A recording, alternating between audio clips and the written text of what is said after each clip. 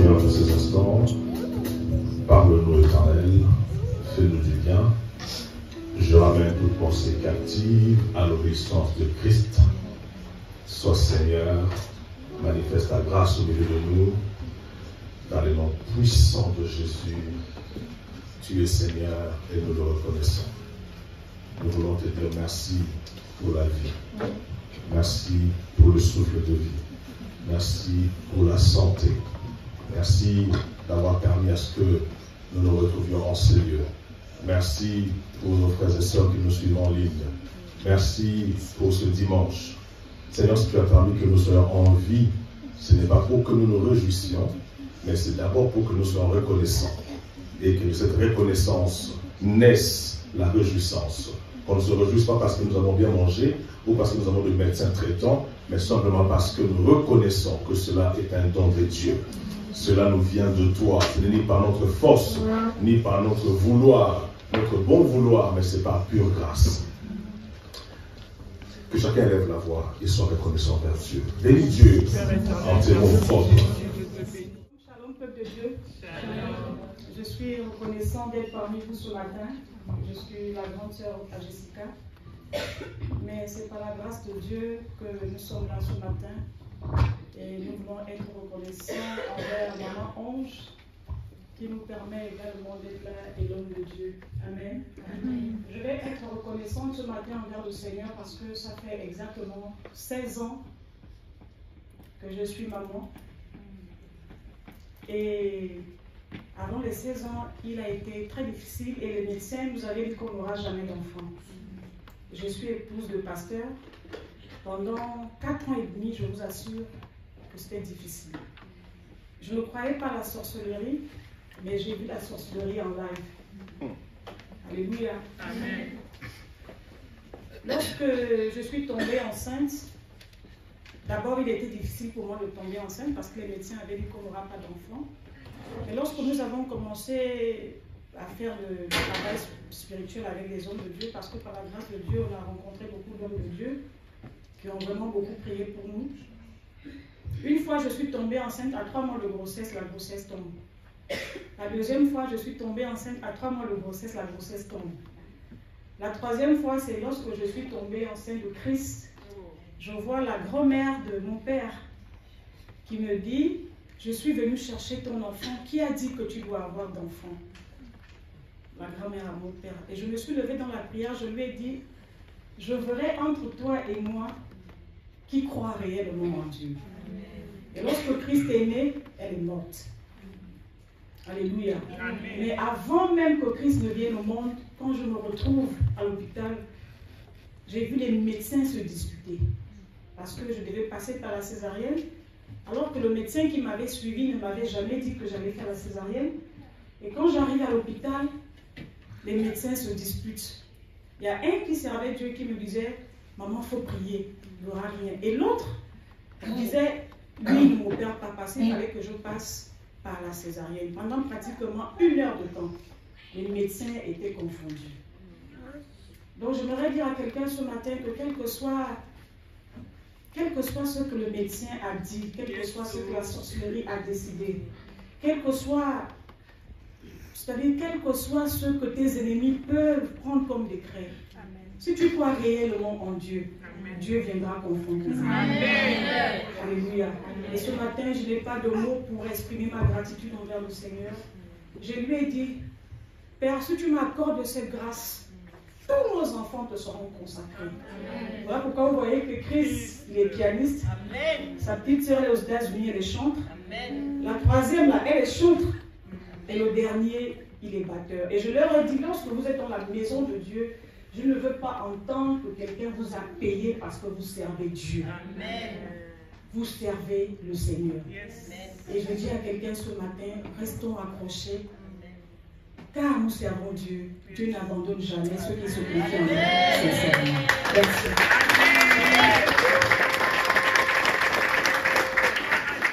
Nous sommes Dieu. Alors, depuis vendredi, nous avons commencé un enseignement.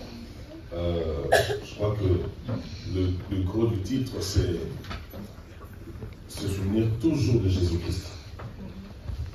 Mais là, le sous-thème qui nous importe, c'est le 5 avantages de l'adversité.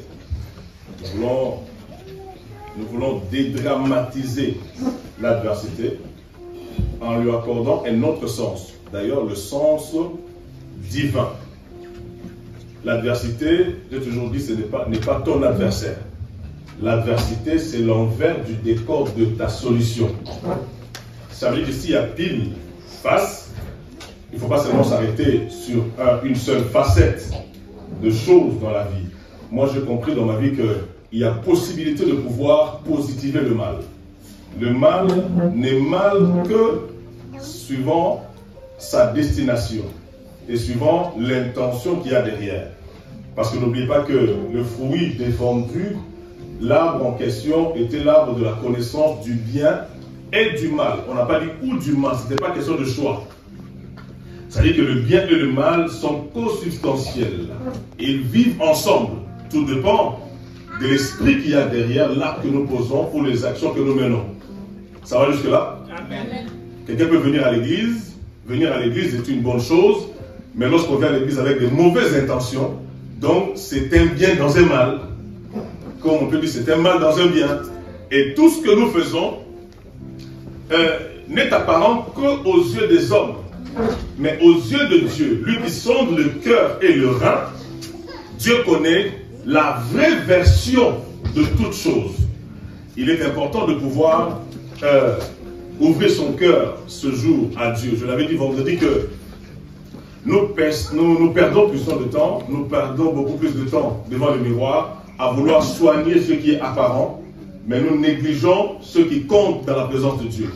Ce qui compte dans la présence, ce n'est pas ta tenue, ce n'est pas ton fond de teint. Ce qui compte dans la présence, c'est ton cœur. Mais rares sont celles et ceux qui ont pris du temps à soigner leur cœur, qui est venu rencontrer Dieu, mais ils ont plus de temps à soigner ce que nous allons voir. Après, tu es mal habillé.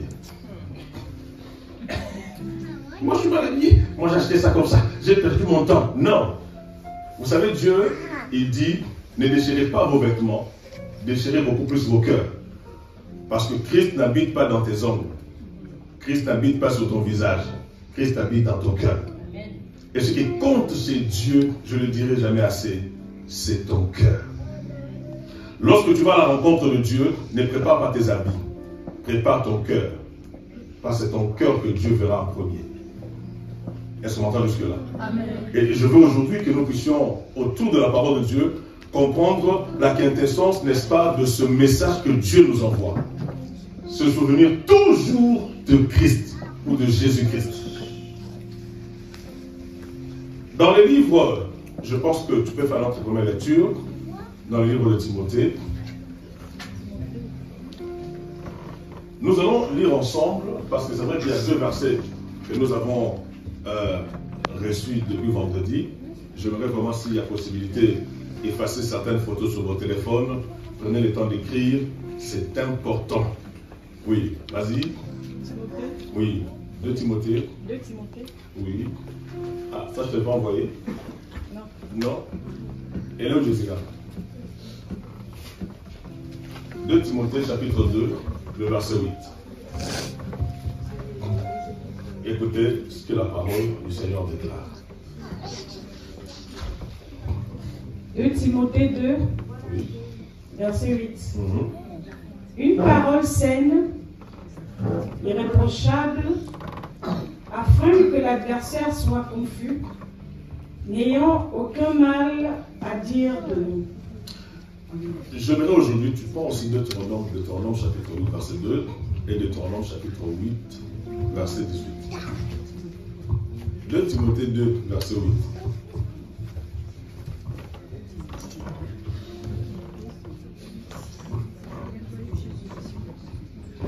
C'est ça? Je reprends. Mais on reprend d'abord Deutéronome. Deutéronome 8. Chapitre 8, verset 2. Deutéronome 8. Verset 2. Verset 2. Souviens-toi de tout le chemin que l'Éternel, ton Dieu, t'a fait faire pendant ces 40 années dans le désert. D'accord. Prends Deutéronome chapitre 8, le verset 18. Deutéronome 8, verset 18. Souviens-toi de l'Éternel ton Dieu, car c'est lui qui te donnera de la force pour les acquérir, afin de confirmer, comme il le fait aujourd'hui, son alliance qu'il a jurée à tes pères. Ok, merci. Écoutez-moi. Non, c'est bon. Je veux seulement qu'on comprenne ceci. Que ici, il est question de deux catégories de souvenirs, ou deux orientations de souvenirs. La première orientation est relative au parcours. Suivez-moi très bien. La première orientation est relative au parcours. La Bible dit, souviens-toi par où Dieu t'a fait passer. Donc, en d'autres termes, Dieu voudrait à ce que chacun de nous pense à d'où il vient. D'où tu viens avec Dieu. Et cela est très important parce que ça sera la base pour la consistance même de quoi? De ta reconnaissance. Et la deuxième orientation, c'est le verset 18, qui dit, souviens-toi de l'Éternel ton Dieu, car celui qui te donnera la force de les acquérir. On parle de richesse. Et si vous lisez ce chapitre 8 du livre de Deutéronome, c'est le 5e livre de la Bible. C'est un livre qui a été écrit par Moïse. On appelle ça le livre Pentateuque, le 5 premiers livres de la Bible. Genèse, Exode, Lévitique, Nombre, Deutéronome. Des livres écrits par Moïse. Et Deutéronome, c'est en fait comme le testament de Moïse. Moïse, avant de partir, devait léguer un héritage au peuple juif sur la tête duquel, n'est-ce pas, il était. Et parmi tant de choses que Moïse a dites, là, Dieu est en train de nous interpeller sur les deux orientations de souvenir. Le souvenir est la base de la mémoire. La mémoire est cette capacité, n'est-ce pas, d'emmagasiner, de garder, de stocker le souvenir. Quand on dit souvenir, c'est le fait de se rappeler, passez-moi le plus là pour faire mieux comprendre, c'est le fait de se rappeler des événements passés, des événements antérieurs. On ne se souvient pas de ce qui est postérieur d'abord. A priori, le souvenir, c'est d'abord en rapport avec ce qui est déjà passé. Alors, il est difficile à chacun de nous de pouvoir marcher correctement, de pouvoir considérer Dieu dans sa vie, si, dans votre marche de tous les jours, vous n'avez pas en mémoire d'où vous venez. Là où Dieu vous a pris. Vous savez, un jour, un homme comme David, je ne sais pas ce qui s'est passé dans sa tête, il a voulu faire un peu le gros dos. Dieu lui dit, hé David, je vais te rappeler un peu d'où je t'ai pris. Je t'ai pris derrière le troupeau, derrière le bec, tu ne sentais pas bon. Une façon de dire à David, ça ne sert à rien de te glorifier. Parce que là où tu es, ce n'est ni par ta force, ni par ton courage, ni par ton audace, mais c'est la grâce de Dieu. Je voudrais rappeler au souvenir d'une personne aujourd'hui, que tu puisses te rappeler d'où Dieu t'a pris. Le parcours que tu as eu jusqu'alors avec le Seigneur. Quand je vois les gens vouloir traverser la Méditerranée, à travers, comme vous connaissez bien, il y en a qui ont souffert pour arriver en Europe. Mais une fois arrivés en Europe, ils ont aussi l'audace d'oublier le Dieu qui les a protégés, qui les a gardés. J'avais dit vendredi que tu me diras que non, moi je suis venu en Europe normalement, j'ai pris mon avion tranquille, j'ai dit tu ne connais pas l'état d'esprit du pilote. Ce n'est pas le pilote qui vous ramène. Parce qu'à chaque fois que je voyage, quand je quitte ici pour arriver en Afrique, bon, on n'applaudit pas souvent, mais c'est souvent quand je quitte l'Afrique pour venir ici, quand vous atterrissez, les gens applaudissent, il y en a qui crient, il y en a qui prennent du vin, tout ça, tout ça. Bon, je ne sais pas s'ils applaudissent le pilote. Quelques rares fois, j'entends certaines personnes dire « Merci Seigneur ». Bon, est-ce qu'ils le disent réellement par conviction ou ils le disent par habitude? Ce n'est pas le fait de dire « Merci Jésus » qui compte. C'est si réellement cela vient de ton cœur, c'est ça qui est valeureux devant Dieu. Parce que je vous assure, Dieu est contre les habitudes qui ne sont pas le fruit d'une révélation. Tu peux venir à l'église habituellement. C'est une bonne chose. Mais tu ferais mieux de venir par révélation. Tu ne viens pas ici parce que tu n'as rien à faire. Ou parce qu'on t'a invité. Tu viens parce que tu es convaincu que tu vas à la rencontre de Dieu. Le Dieu que tu ne vois pas. D'ailleurs, on n'a pas besoin de voir Dieu. Je préfère encore ne pas le voir et le voir à travers ses œuvres, plutôt que de voir les gens que je vois ici et qui ne font rien du tout pour moi. Et je n'ai ajouté personne. C'est valable que pour moi et pour nous tous. Ça va jusque-là? Parce que je le dis toujours que Dieu est plus réel que les gens que nous touchons.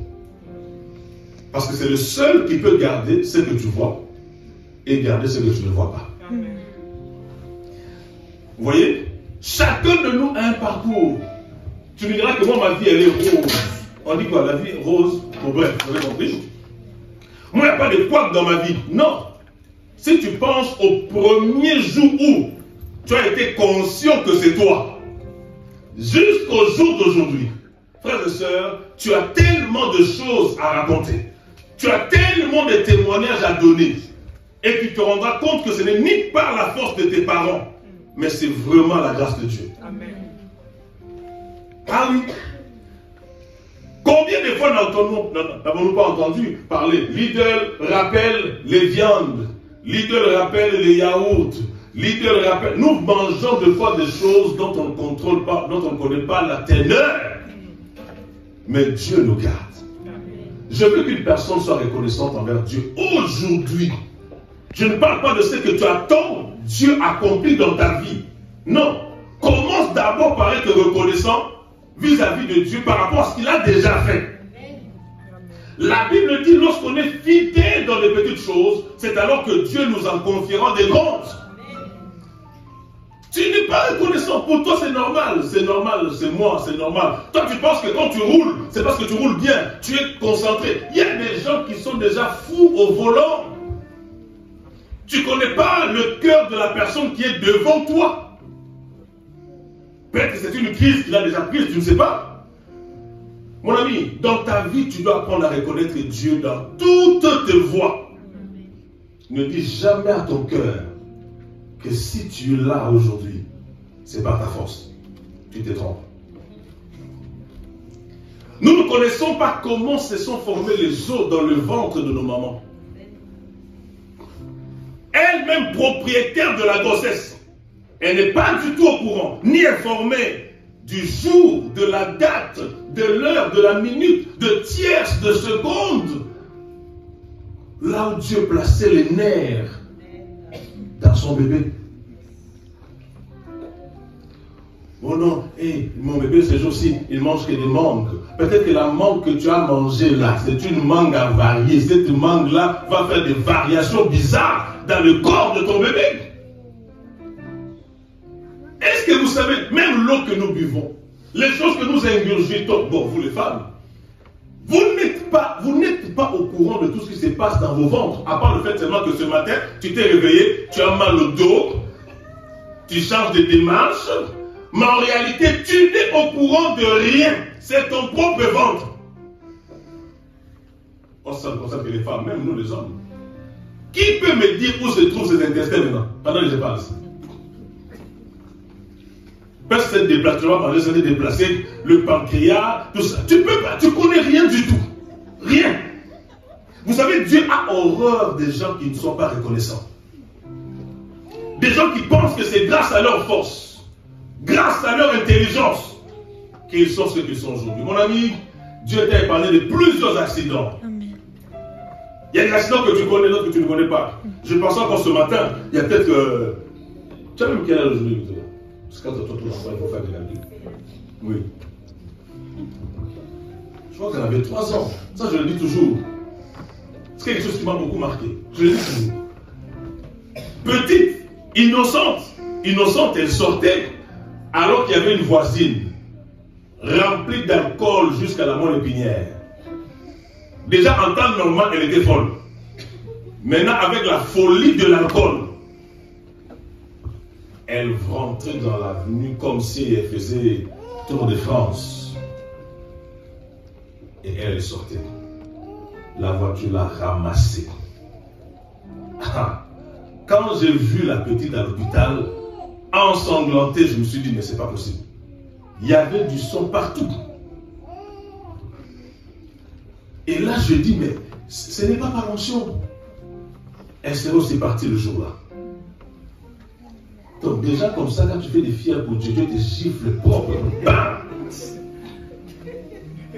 Non, vous rigolez? Chacun de nous, quelque part dans sa vie, a quelque chose à dire à Dieu pour être reconnaissant. Il y en a qui ont perdu des parents jeunes.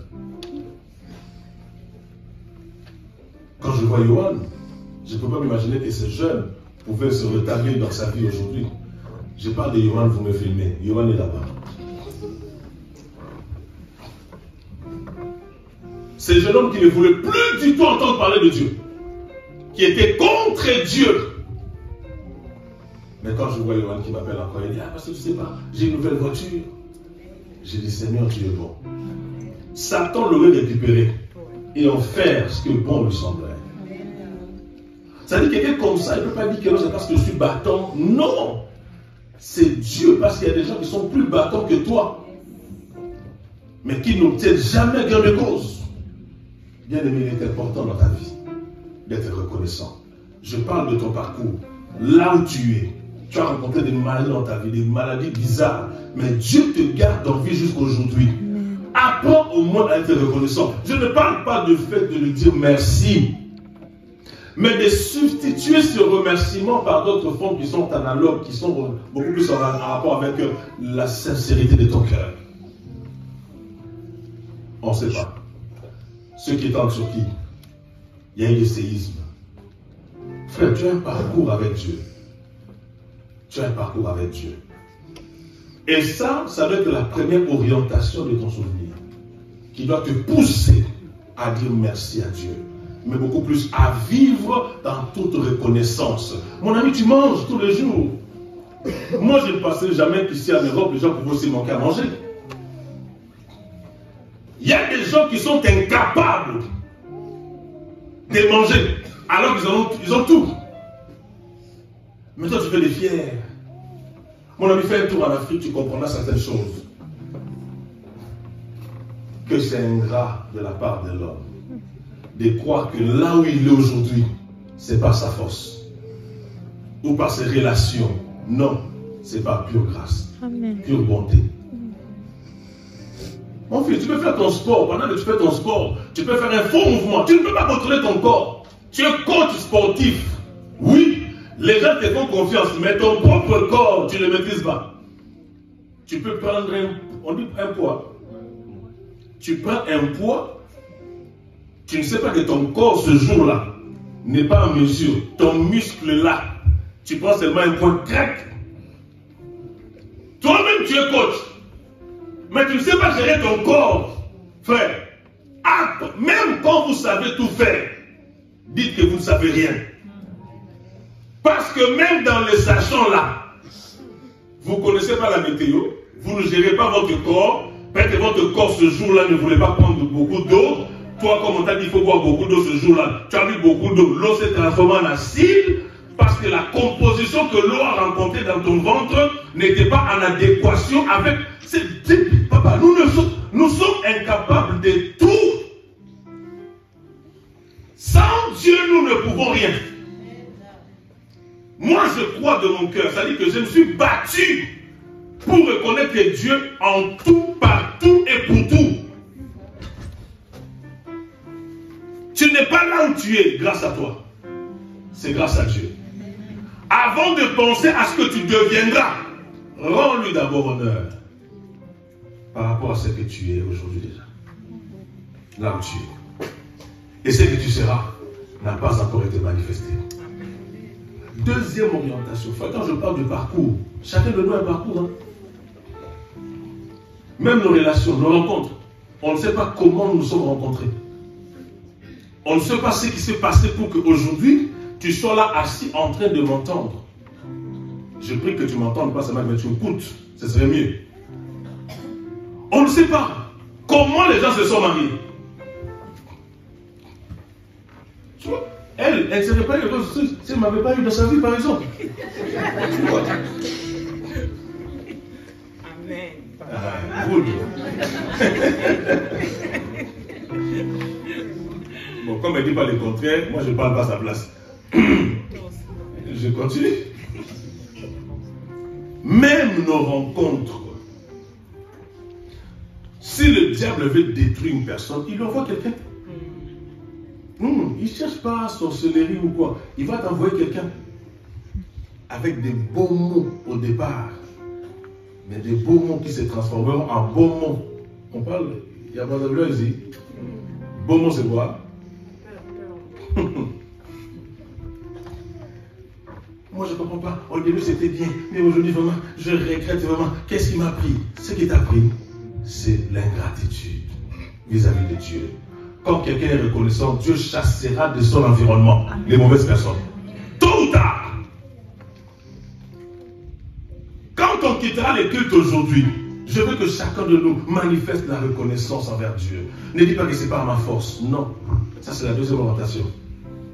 Tout ce que tu as, tu ne l'as pas parce que tu as été à l'école.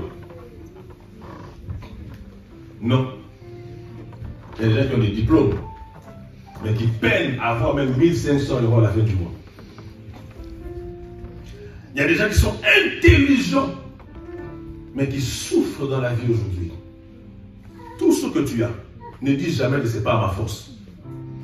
Dis toujours que c'est par la grâce de Dieu. Et la seule déclaration que les gens ont l'habitude de faire, c'est quoi? C'est que quand tu le salues, bonjour, ça va? Ah, par la grâce. On dit qu'il comprend même ce qu'il de la bonté. Non. La grâce de Dieu est une source de salut pour tous les hommes. N'eût été la grâce de Dieu. Ou je dirais encore, n'eût été les bontés de Dieu, tu n'aurais pas eu ce que tu as. Bon, tu sais parce que moi je suis un économe, hein? Moi j'économise. Tu peux économiser et tu fais affaire avec un escroc. Il te bouffe tout. Combien de gens n'ont-ils pas été voir certaines personnes pour aider les membres de leur famille à venir en Europe? Combien? Combien n'ont-ils pas dépensé de sommes d'argent pour voyager? Mais voilà que tu es arrivé aujourd'hui en Europe. Ne dis pas parce que tu avais l'argent. Non. Parce qu'il y a des gens qui avaient aussi l'argent. Plus que toi. Moi, j'en ai vu au Sénégal. J'ai croisé des gens qui ont dépensé 15 000 €, 20 000 €. J'en connais même qui se sont mariés au Sénégal. Je dis, bah, cette histoire, on laisse tomber. Ils se marient, ils veulent des enfants, ils oublient l'Europe. Si tu as la grâce d'avoir des parents, tu as la grâce d'avoir un toit, rends grâce à Dieu. Amen. Mais je dis, manifeste-le par tes actes. Vous savez, parce que l'église, ça ne sert à rien. Hein? L'église, oh, je m'en fous. L'église, venir à la prière, ça ne dit absolument rien. Un jour, tu auras besoin de Dieu. Et prie que Dieu ne ferme pas ses oreilles à tes cris.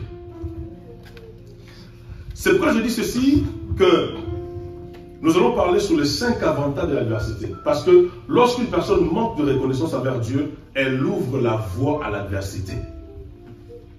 Maintenant, le premier avantage de l'adversité, c'est quoi? C'est créer ce qu'on appelle l'effet électrochoc. N'est-ce pas? L'électrochoc dans ta vie. Marc chapitre 4, verset 38. Marc chapitre 4, le verset 38. Nous allons voir ensemble avec vous cet exemple. Je m'aimerais insister là-dessus et puis nous allons prier ensemble. Où les disciples, par ces témoignages, ils nous ont vraiment aidés à saisir la pensée de Dieu. Oh, je prie que ce message aide les gens à devenir reconnaissants envers Dieu. Moi, j'ai appris, je le répète, à être reconnaissant envers Dieu. Pour tout. Même quand je peux expliquer comment j'ai obtenu. Même lorsque je peux expliquer comment cela est-il arrivé. Mais je sais qu'au-delà de tout, c'est Dieu. C'est Dieu. On va lire pour nous Marc chapitre 4. Verset 38. Verset 38. Et lui, il dormait à la poupe sur le coussin. Ils le réveillèrent et lui dirent, Maître, ne t'inquiètes-tu pas de ce que nous périssons? Voilà. Jésus leur a dit, passons de l'autre bord. Et après cette déclaration, tout le monde pensait à tout sauf à Jésus. On l'a même oublié, on ne savait même pas qu'il dormait. Mais quand survint la tempête, C'est en ce moment-là que les disciples se sont rendus compte que Christ était avec eux. Je veux parler vite, on va terminer la prière. Je veux seulement qu'une personne comprenne aujourd'hui. À chaque fois que tu oublieras Dieu dans ta vie, une tempête s'élèvera. Ça, que tu le veuilles ou non. Tu peux être belle, mais tu te rends compte que les plus moches de ton quartier se marient. Toi, tu restes là avec ta beauté. Tu peux être le plus fort, tu te rends compte que les faibles de ton avenir vivent mieux que toi. Toi, avec ta force, une petite malaria, on dit la malaria, les palus peut te prendre, te terrasser pendant que le petit du quartier là, il a malaria 4 de plus. Mais le petit continue à courir. Ah, mais vous aussi, évoluez. Vous savez la malaria. Allez voir ça sur Google. Oh. Malaria, c'est français, non? Oh. Ça veut dire que Dieu, pour t'aider à te faire comprendre que tu n'es rien sans lui, il peut susciter un événement fâcheux juste pour te rappeler à l'ordre. Quand l'eau était calme, il pensait à tous sauf à Jésus. Mais survint la tempête. Tout le monde a crié à Jésus. Dans ta vie, quand tout va bien, c'est à ce moment-là que tu vas te dire que non, c'est le moment qu'il faut chercher Dieu. La Bible dit qu'au jour du malheur, réfléchis. Moi, je pense qu'il faut faire l'inverse. Au jour du bonheur, réfléchis. Au jour du malheur, réjouis-toi. Parce que le malheur ne vient pas pour rien. À chaque fois qu'il y a un malheur quelque part, il y a une cause. Et une fois que la cause sera élucidée, tu deviens heureux. C'est-à-dire que vous pouvez considérer l'adversité comme étant vos adversaires, détrompez-vous. Le problème, les soucis, tous les chagrins de la vie ne viennent pas pour nous détruire. Ça vient pour un but. Premier but, c'est de te révéler que quelque part, il y a un Jésus que tu as laissé tomber. On le voit. Moi, j'ai vu déjà devenir impoli chez les hommes. Leur tante qu'ils appelaient Yaya là-bas. Maintenant, quand le téléphone sonne, hey, Brigitte, ça va? C'est qui? Oh, mais c'est moi. Toi, c'est qui? Oh, mais c'est moi. Depuis quand c'est Brigitte? Oh, tu sais, nous sommes en Europe. Impoli, déjà comme ça. La tempête viendra te boucher ta bouche là. Des gens qui étaient fervents en Afrique, quand ils arrivent ici en Europe, les petits salaires de 1500 là, ils voient écran plasma. Et lui qui s'est lavé dans l'équipe, Koso, vous savez les Koso? Vous savez les Koso? Vous savez les Koso? Tu vois ça? Un homme géant comme moi, j'ai dit aux gens, communiquez. Je vais me laver, que personne ne passe par là. Communiquez. Ça dit, tu te laves, les gens qui passent te saluent. Oh, vieux. Hein? Non, ça c'est dit. Ah, attends. Oh, petit, ça va? Maintenant, tu arrives ici. Baignoire. Salle de bain, douche. Tranquille. L'eau chaude. Toi, tu devais prendre la grosse casserole. Tu mets au feu. Tu chauffes. Quand ça bouillit, tu prends la casserole, tu mets dans les cantines. Tu connais les cantines? Vous êtes pauvre en parole, vous aussi.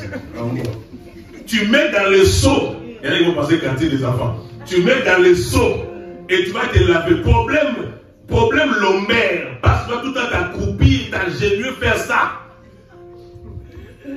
Mais là, tu as maintenant douche. Et tu penses que tout le monde est devenu nul, quoi. Toi, tu es maintenant quelqu'un. Et tu oublies les dieux pour qui tu faisais des jeûnes et prières pour avoir $100. 100 €. Maintenant que tu as 1000 € facilement, tu penses que Dieu n'est rien pour toi. Mon ami, sois calme. Il y a des maladies des hommes riches aussi. Ça existe. Tu vas avoir cancer des ongles. Tes ongles te font, ça te gratte. Comment tu vas faire? Si les ongles. Dieu, laissez Dieu tranquille dans son coin. Ne les provoquez pas. Cancer des ongles. Dans les ongles, ça te gratte. Donc tu t'assois même dessus. Tu veux.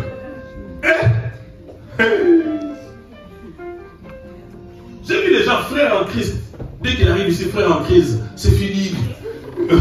Il est en crise de Dieu parce que la vie a souri à ses poches. Je répète, dans ma vie, j'ai appris à être reconnaissant, à voir Dieu partout, à ne jamais dire c'est parce que je parle bien ou parce que je connais ces yeux, c'est là. Non, parce qu'il y a des gens qui ont des relations mais qui n'ont pas obtenu la grâce de Dieu. Frère, lorsque Dieu te visite, pense à lui. C'est semaine après rappel. Vous qui avez oublié le Seigneur, revenez à lui. La pierre qu'ont rejeté les bâtisseurs, qui est devenue la principale de l'homme. Je vois des gens, puisque tout va dans son foyer, tout va bien. Pourquoi tu viens par là? Tu sais, mon mari, oh mon épouse, ah mes enfants, ah, bravo. Bravo. Et quand la tempête s'élève, des fois elle peut s'élever à l'occasion de rien. Tu te poses même la question, tout était bien, on était bien le matin, je l'ai seulement salué, comment il m'a lorgné. Il m'a poisé. Qu'est-ce qui se passe? Oh Seigneur!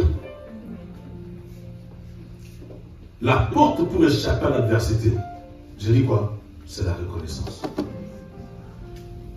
Sois reconnaissant envers Dieu. Ne l'oublie jamais. Parce que les gens, ils étudient, c'est comme s'ils veulent remplacer Dieu. Ils commencent avec trop de français. Vous savez, si Dieu existait, pourquoi tous les malheurs? Est-ce que c'est Dieu qui cause les malheurs? Non. Merci d'avoir répondu.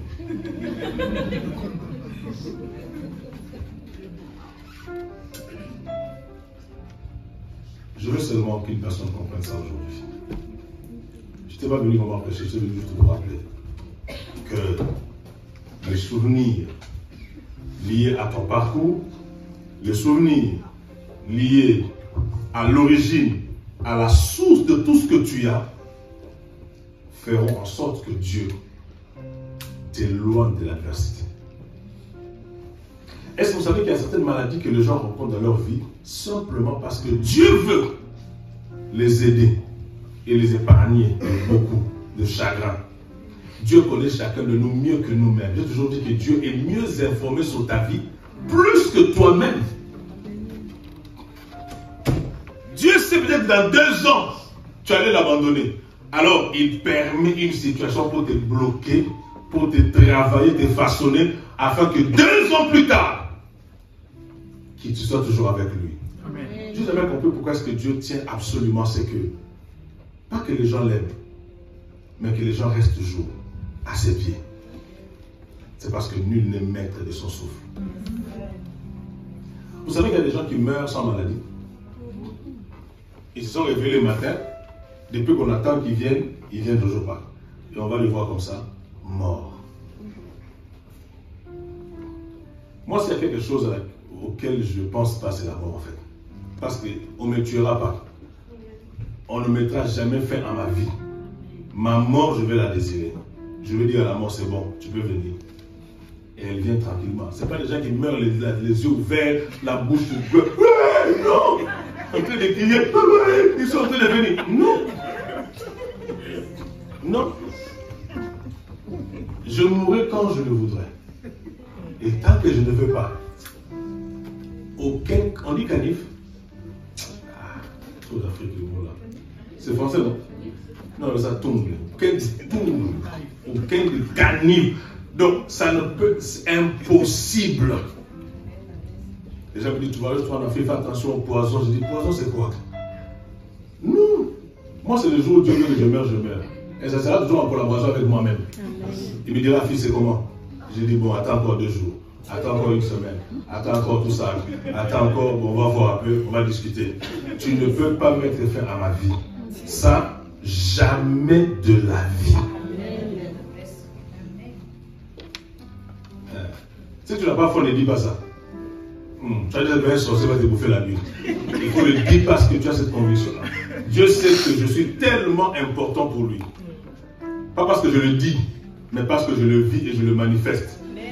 Et il ne peut pas me laisser partir comme ça. Non, je dois achever ma mission. Personne ne va achever ma mission à ma place. Non. Frères et sœurs, oubliez-vous, pensez à Dieu. Ne dites jamais c'est par ma force que j'ai obtenu ceci. Non, c'est toujours par la grâce de Dieu. Parce qu'il y a des gens qui sont plus forts que toi qui n'ont pas. Et je m'entends jusque là. Et je prie que Dieu nous donne une église où les gens sont reconnaissants envers lui. Vous savez que quand Dieu me donne quelque chose, je n'hésite pas de payer ma dîme. Je dis, non, je dis pas. Je ne discute pas. Parce que je sais que ce que j'ai là, ça vient de lui. Je n'hésite pas à donner mes offrandes. Parce que je sais que ça ne vient pas de moi, ça vient de lui. Et d'ailleurs, nous devrons à Dieu toute notre vie. Qui peut donner la paye ou le prix, le montant de son souffle? Quand vous partez à l'hôpital, les bonbons sont payants. On paye, non? J'ai vu déjà l'Afrique devenir riche seulement avec le poisson. Les poissons que son père n'a pas créés. Les poissons que Dieu a créés. Mais il est devenu riche seulement grâce à ça. Frères et sœurs, lorsqu'il est question de Dieu, faites tout. Je vous apprendrai la semaine prochaine sur les 5 doigts d'une main. Les 5 doigts d'une main. Comment est-ce que nous pouvons vivre heureux sur cette terre? Il y a 5 principes que nous avons. C'est juste que nous avons les 5 points seulement. 5 points. Et ça va vous aider. Ça sera durant nos lives. Mais ce matin, je vais d'abord que le premier point, que tu comprennes cela. Toute la fois que tu oublieras Dieu, il y aura l'adversité qui viendra. Et l'adversité ne poursuivra qu'un seul objectif, un seul but. L'électrochoc te réveiller. Et si les défibrillateurs divins n'arrivent pas à te réveiller, AVC à vie. Ça veut dire que si Dieu par l'adversité, il ne te réveille pas, c'est fini pour toi. Donc j'ai compris que Dieu permet certains problèmes pour nous réveiller. Et ce matin, quand en revenant, je me dis, Seigneur, vraiment c'est une très bonne chose. Hein, parce que il y a des dimensions que Dieu voudrait dans nos vies. Que nous freinons, dont on freine l'arrivée ou la venue. À cause de l'esprit de distraction dans le bonheur. Alors Dieu maintenant, pour nous arriver, pour nous aider à atteindre ce niveau-là, il permettrait un problème. Tout problème n'est pas diabolique. Toute situation inconfortable est confortable dans la vie de personnes qui comprennent les choses. Amen. Tu comprends ça? Amen. Dieu veut que tu retournes à lui et qu'il te travaille encore davantage. L'apôtre Paul avait les chardes, lui l'homme d'onction, qui guérissait les gens, incapable de se guérir lui-même. Mais il a compris, non, Dieu m'a laissé cet ange du diable pour me souffler afin que je ne m'enorgueillisse pas. Si Dieu l'a permis, il n'y a que deux raisons. Soit il a senti que l'apôtre Paul pouvait devenir orgueilleux. Alors pour lui éviter le pire, il te donne quelque chose pour te rappeler toujours que tu es un homme. Certains scandales arrivent aux gens, non pas parce qu'ils ont vraiment péché, ou parce qu'ils aiment le péché, non. Simplement parce que Dieu veut les préserver de l'orgueil. Parce que quand la gloire arrive, on dit le cœur de l'homme s'élève. Alors pour t'aider à comprendre que tu es un homme, Dieu peut. C'est pas les gens qui souffrent, on l'a publié, on l'a insulté. Ne vous moquez pas de ces gens-là. Vous allez comprendre ça tout à l'heure. Bon, dans la semaine. Dieu a permis quelque chose. Pas pour humilier complètement la personne, mais pour l'aider dans l'humiliation à revenir à lui, afin qu'il soit préservé des choses graves qui l'attendent demain. L'adversaire n'est pas ton adversaire, mais c'est l'envers du décor de ta solution. À chaque fois dans ta vie qu'il y aura un couac, ne chasse pas d'abord les démons. Pose-toi la question, Seigneur, où est-ce que je t'ai abandonné? En quel point est-ce que nous ne nous entendons pas? Seigneur, révèle-le-moi. Et tu verras que sans chasser les démons, la situation changera. Elle partira aussi facilement qu'elle est venue. Des fois, ce sont des démons qui n'existent pas. Mais c'est Dieu qui a voulu ainsi. Il a frappé son propre fils pour lui apprendre encore de l'obéissance. Parce qu'il était humain, 100% homme, 100% Dieu. Que ce message nous interpelle, nous aide. C'est un conseil d'amis, un conseil de frères, de parents. Aujourd'hui, nous avons vu le premier élément, l'électrochoc. Et nous comprendrons avec le temps. Pourquoi est-ce que Dieu permet encore l'adversité? Dans cet élément électrochoc, il y a encore deux points qui nous restent à voir. Et le Saint-Esprit nous aidera à saisir la pensée du Seigneur. Que Dieu bénisse chacun de nous. J'aimerais avant toute chose que nous puissions prier. Que l'on prie Dieu. Que chacun ouvre son cœur. Tu pourras dire que ce message ne me concerne pas. Quelque part dans ta vie, tu as des péchés d'orgueil que tu as déjà emmagasiné quelque part sans que tu le saches. Tu as cru parce que tu étais ingénieur. Tu es ingénieux en tout. Tu as cru parce que tu es encore jeune. Oh, la vie que celui-là. Non, mon ami. Ce n'est ni par ta force. C'est par la grâce de Dieu. Je veux que les gens aujourd'hui reconnaissent que quelque part, il leur est arrivé. Si ce n'est pas ton cas, ce n'est pas un problème. Mais quelque part, il t'est arrivé à te dire que moi, je suis belle, je suis toujours telle. Papa, Dieu peut susciter quelque chose juste pour te rappeler que malgré ta beauté, on t'a abandonné.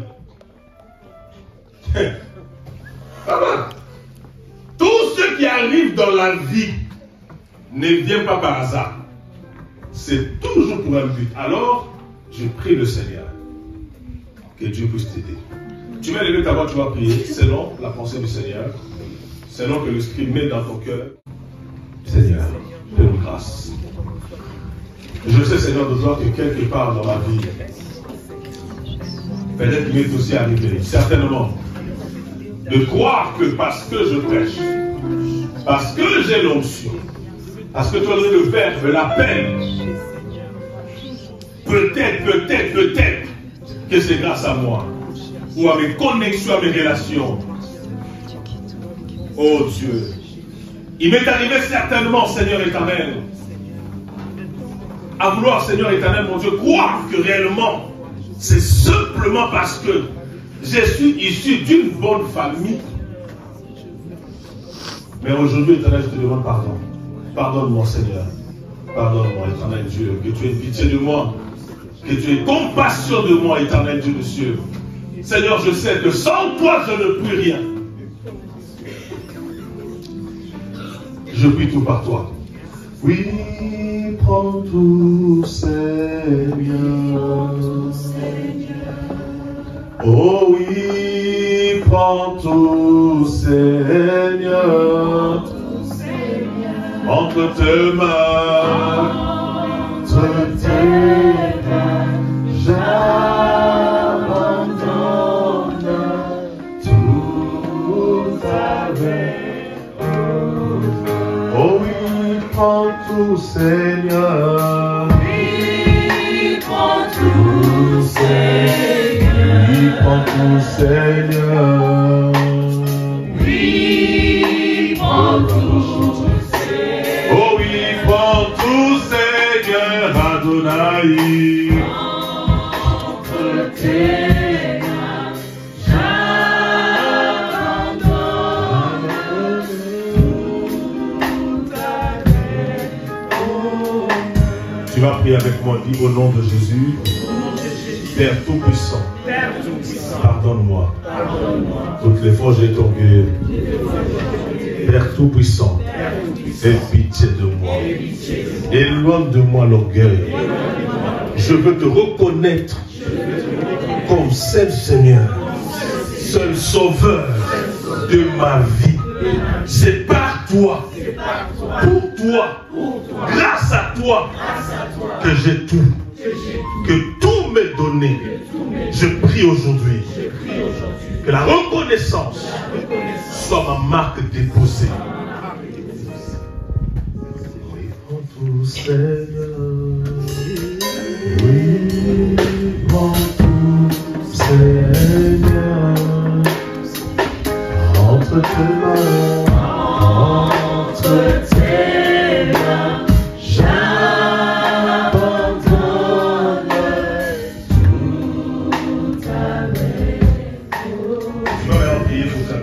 tu vas prier pour tout ce que tu possèdes, tout ce que tu as, ta santé, tes enfants, ton mari, ton épouse, tout ce qui est à toi, recommande-le entre les mains de Dieu.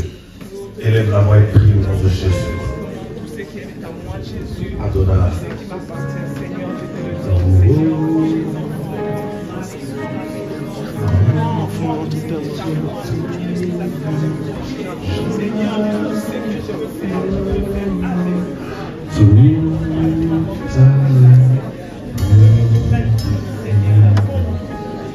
Prie pour ton intelligence, prie pour ton travail.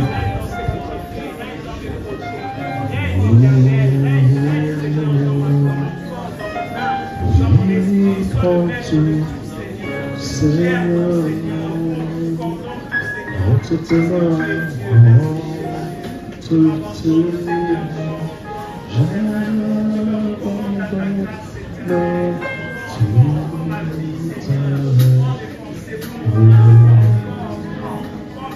au nom de Jésus. Merci Seigneur. Je vais faire une petite prière. Si dans la salle quelqu'un reconnaît avoir perdu quelque chose à cause de l'orgueil ou d'un péché quelconque, tu sens que tu serais meilleur, tu serais mieux, tu aurais obtenu pas mal de choses, mais à un certain moment de ta vie, tu t'es égaré. Je vais prier pour toi. C'est toi qui vois, soit tu peux te tenir debout, ou tu peux ouvrir ton cœur afin que la grâce de Dieu vienne sur toi. Dieu veut que tu deviennes meilleur. Amen. Dieu veut ton bonheur. Tu as voulu faire le gros dos, pensant que tu n'avais vraiment plus soif de Dieu, pensant que tu pouvais tout par toi-même.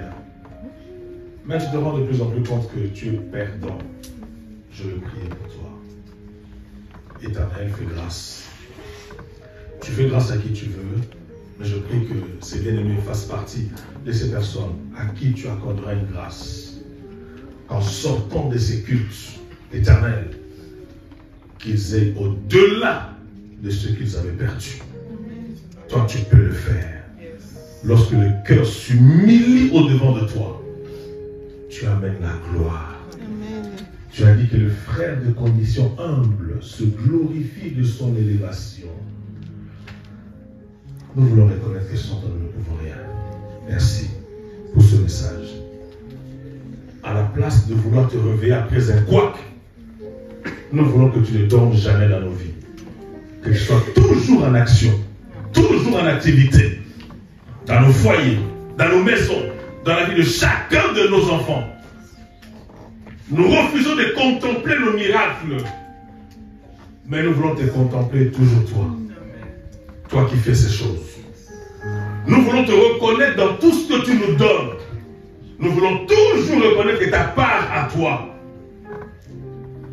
Tu as limité mon relation dans l'épreuve, vous verrez si je n'ouvrirai pas les églises des cieux et reprendre la bénédiction d'abondance sur vos vies. Nous voulons toujours te donner et nous voulons toujours penser aux autres dans le nom de Jésus.